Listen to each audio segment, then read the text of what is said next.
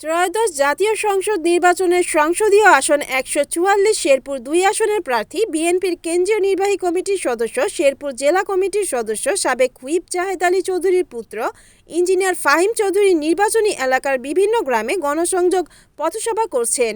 তার সাথে তার মাতা ফরিদা চৌধুরী, স্ত্রী সেনুয়ারা চৌধুরী, ভাই ফয়সাল চৌধুরী ভোটের মাঠে পথসভা ভোট প্রার্থনা করে ধানের শীষে ভোট দেওয়ার আহ্বান জানিয়েছেন।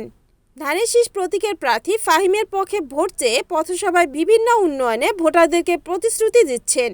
অপরদিকে জামায়াতের প্রার্থী গোলাম কিবরিয়া ভিপির সমর্থনে দাঁড়িপাল্লার সমর্থকরা নকলা শহরের প্রধান সড়কে মিছিল করেছেন এবং সবশেষ জনসভা করেছেন নালিতাবাড়ি তারাগঞ্জ হাই স্কুলে। হাতপাখার আবদুল্লাহ আল কায়সার ভোটারদের নিয়ে বিভিন্ন এলাকায় গণসংযোগ করছেন। রিপোর্ট ইউসুফ আলী মণ্ডল, NNTV, শেরপুর।